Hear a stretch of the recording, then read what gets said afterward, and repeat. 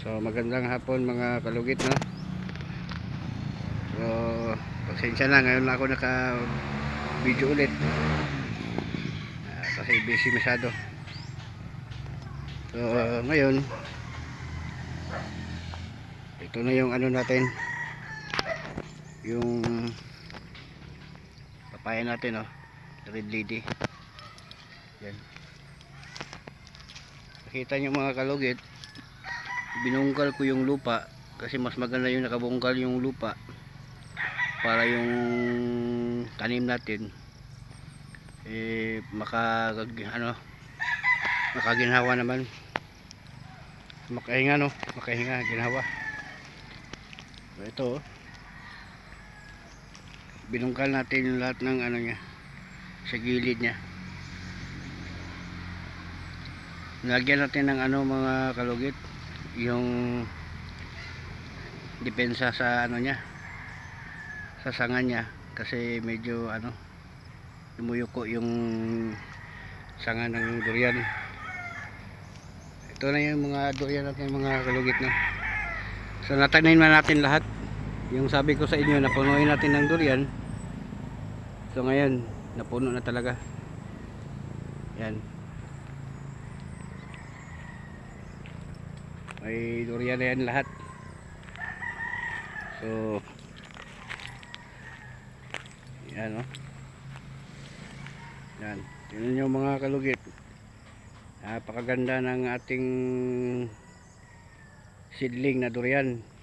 Ito ay D101 na variety. Yan, napakagandang tingnan mga kalugit pag nakabungkal yung ano lupa. Yan, oh, dahil maka ano ang ano, pahinga ng maayos yung ano natin. So bukas mga kalugit, ang gagawin natin is mag-spray tayo sa durian, tapos abono na rin, abonohan natin. Yan, oh, yan, D101 yan, mga variety niyan mga kalugit. Yan, oh. Yan yung ano, tingnan mo, napakagandang tingnan mga kalugit. Sa wakas, na ano na natin, nagawa na natin na punuin yung ano, yung durian natin.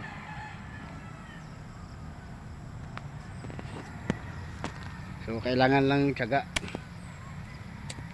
lang tayo, no?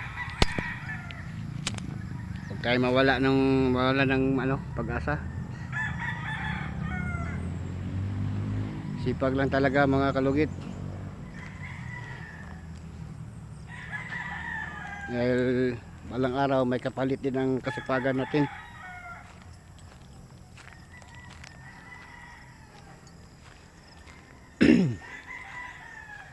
Tingnan nyo ang ano natin mga kalugit, oh. Ayan,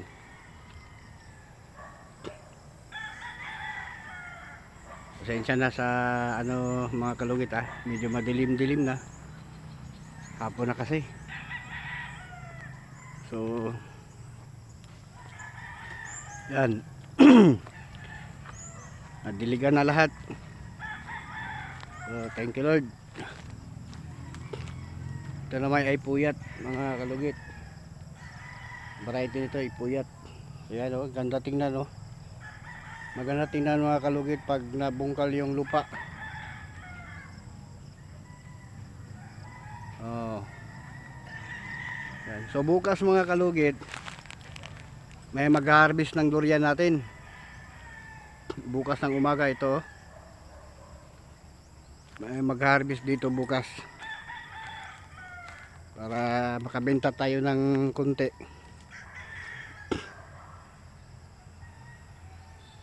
Para makabili tayo ng bigas. Mahirap pag walang bigas mga kalugit. Importante talaga bigas. Sana Sana abot ito ng 300 kilos. Sana nga lang makaabot ng 300 kilos para makabili tayo ng bigas, makabayad tayo ng utang natin. Pag may sobra, pahinugin, kainin na lang para makatikim din tayo. So ito yung natin mga kalugit, ito yung puyat variety. Yan tingnan nyo ang ilalim mga kalugit, napakaganda. Pag yung yung durian natin pag naka ganito, talaga maganda ang tubo niyan. So bukas abunuhan ito, tapos spray din para iwas sa insekto. Yung may mga durian dyan, ganito din ang gawin nyo mga kalugit. Kailangan i-maintain natin na nakabungkal yung lupa nya para maganda yung tubo ng durian natin. Huwag nating hayaan na nakapatag yung lupa nya, kailangan nakabungkal talaga. Ang ganda tingnan mga kalugit.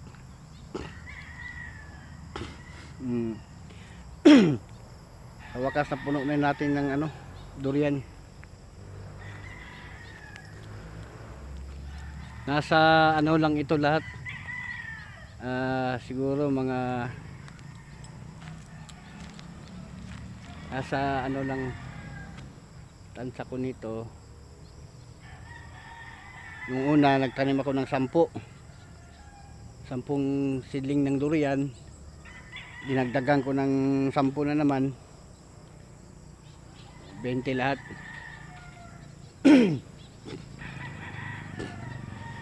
Yan, ito naman puyat na dito mga kalugit, puyat. Yan may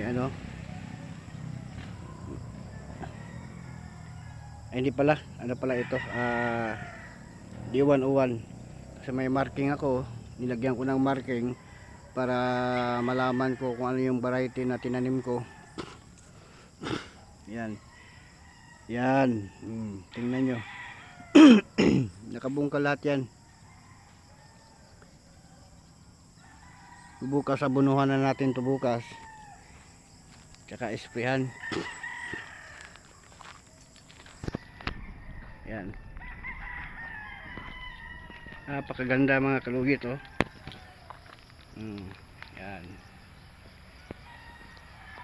tingnan nyo, maganda yung tanim natin. So ito yung durian natin bukas mga kalugit. Bukas may mag-harvest nito, maaga daw. So sana po makaabot ito ng 300 kilos o sobra pa sa 300 para naman makabawi-bawi tayo mga kalugit, Ito hindi pa na ito na harbisan mga kalugit, pero ngayon tama-tama na ito mga kalugit, kasi nahulugan na ito ng isa. Pag nahulugan na ng bunga, yun yung natin mga kalugit na pwede na siyang harbisin, kasi marami na talagang yung pwede nang harbisin, yung gulang. Yan.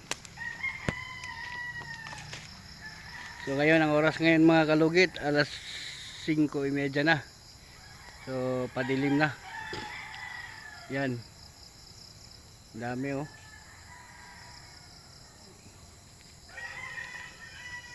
pasensya na mga kalugit ngayon lang ako nakapag vlog ulit kasi busy masyado. May may naisakaso lang ako na trabaho din. Yan. So ngayon na ako balik agad sa farm 1 natin. Sa susunod na linggo, doon naman tayo magtanim ng durian sa farm 2 natin, So ipapakita ko sa inyo doon kung ano naman yung gagawin natin. Pero parehas din ng ano, yung variety na itatanim natin, no, D101 tsaka yung puyat. So yan.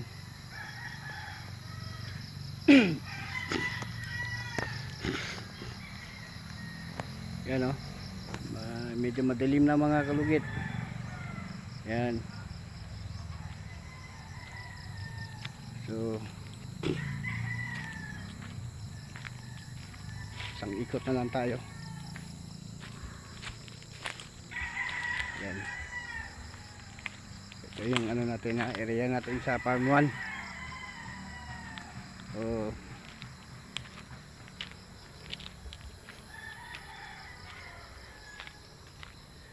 maganda talaga tingnan mga kalugit pag maraming ano, prutas sa paligid.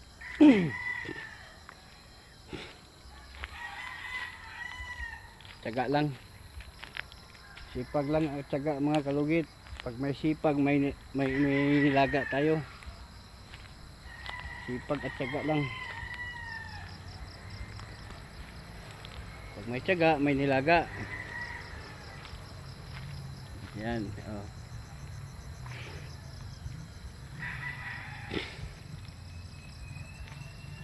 So, bukas mga kalugit, balik tayo dito bukas. Balik tayo bukas dito para mag-ano tayo, mag-abono tayo at saka mag-harvest ng durian. Yan, oh. Ganda ng ano natin mga kalugit.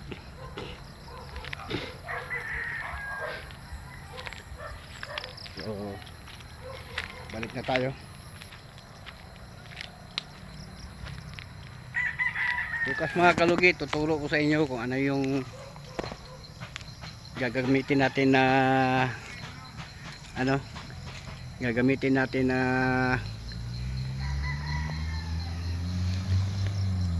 pangabono para sa ating ano, durian. Ayan, ganda. Ayan, maganda nito mga kalugit. After 3 years malaki na yung durian natin. After 3 years magbunga na yan. 3 to 4 years depende sa pag-alaga mga kalugit. Yan. So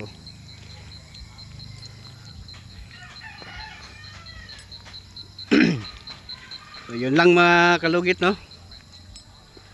So, share ko lang sa inyo yung na-accomplish natin ngayon na pagtanim sa mga durian at pagbungkal ng lupa. Yan, maganda tingnan pag nakabungkal. So kita-kits tayo bukas mga kalugit. Dito lang tayo sa ano, sa ating farm, sa farm 1 dito sa Manambulan. So yun lang mga kalugit, ha. Salamat at God bless sa inyong lahat.